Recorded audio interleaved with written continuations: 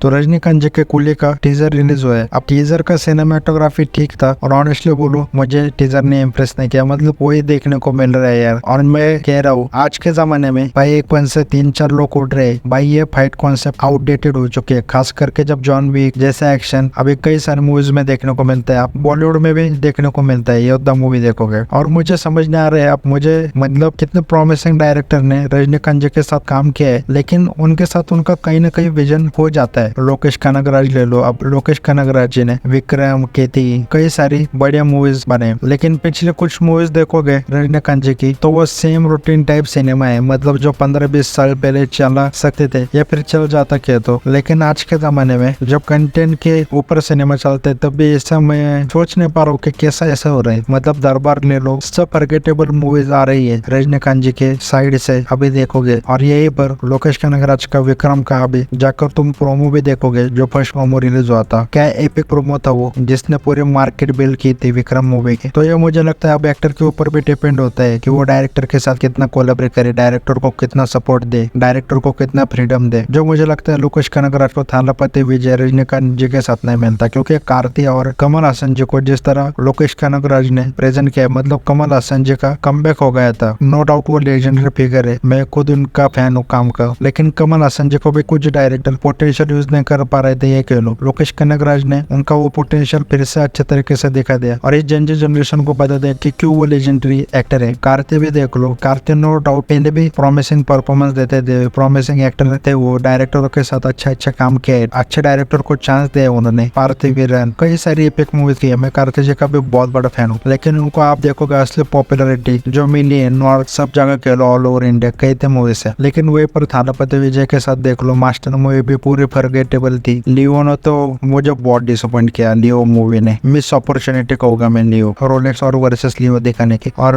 वहीं पर आप कोहली की भी बात करूं तो बेसिकली मुझे लगता है प्रेशर होता है सुपरस्टार को कैसे प्रेजेंट करे। और रजनीकांत जी की ठीक है तमिल में जो उनके फैन फॉलोइंग है उसके हिसाब से वहां पर चलो मैं मानता हूँ मूवी चल भी जाएगी, लेकिन एज अ पैन इंडिया तुम जब मूवी ला रहे हो तो तुम्हें मुझे लगता है कुछ चेंजेस करने चाहिए। अब मैं उन फैन में से नहीं हूँ जो कह दे यार गूसेबम्स आ गए कुछ भी देखकर। रजनीकांत जी का एक स्टैंडर्ड है, उनका स्टारडम अलग है, लेकिन पिछले 4-5 मूवी देखोगे तो उनका वही चल रहा है, वो वही रिपीटिंग, वो लाभ जो नो डाउट मुझे अच्छा लगता है, लेकिन सिर्फ उसके ऊपर फोकस करना या फिर सिर्फ उसके भरोसे बैठना वो मुझे समझ नहीं आता। और स्टोरी तो इतनी प्रेडिक्टेबल होती है रजनीकांत जी के मूवीज में। और रजनीकांत जी लोकेश कनगराज मेरी बहुत उम्मीद थी इस कोलेबोरेशन से। अनिरुद्ध भी म्यूजिशियन है, लेकिन जो फाइट सीन देखा तो आधे तो मेरी वही पर खत्म हो गई। उम्मीद करता हूँ फाइट सीन अच्छे से कोरियोग्राफ करेंगे, जैसे विक्रम में किए थे वैसे फाइट सीन देखने को मिले, या फिर लियो में जैसे थे वैसे कम से कम देखने को मिले। चैट सीक्वेंस में कहूंगा लियो में अच्छा था। बाकी में कहूंगा रजनीकांत जी अभी भी बहुत बड़े सुपरस्टार है, और रजनीकांत जी को मुझे लगता है मम्मूटी जैसा अब कमबैक करना चाहिए। मम्मूटी मलयालम के बहुत बड़े सुपरस्टार जो रजनीकांत जी की एज के लोग आप देखोगे तो उनकी बहुत तारीफ हो रही है पिछले कुछ समय से, क्योंकि वो लिटरली वर्सेटाइल सिनेमा कर रहे हैं। एक तरफ वो ब्रह्मयुगम जैसे मूवी कर रहे हैं, एक तरफ वो काथल जैसे मूवी कर रहे हैं। वो लिटरली अपना क्राफ्ट इम्प्रूव करते जा रहे हैं, वो लिटरली ऐसे यूनिक कॉन्सेप्ट में काम कर रहे हैं जो हमने देखा नहीं। मतलब ऐसा लग रहा है कि जो उनके अंदर एक्टिंग की बुक थी वो उस बुक को पूरी कर रहे हैं। मतलब बाकी यंग एक्टर को वो कॉम्पिटिशन दे दे जैसे उनके परफॉर्मेंस और स्क्रिप्ट सिलेक्शन है, और वो भी बहुत बड़े सुपरस्टार है। तो मुझे लगता है रजनीकांत जी को मम्मूटी जी से इंस्पायर होकर वैसे प्रोजेक्ट चुनने चाहिए। बाकी टीजर का कॉन्सेप्ट यार मुझे कुछ नया नहीं लगा, जिस तरह प्रेजेंटेशन है हाँ मैं कहूँगा यार ठीक है अच्छा था। बाकी तुम्हारा क्या ओपिनियन है वो कमेंट करके बता दो।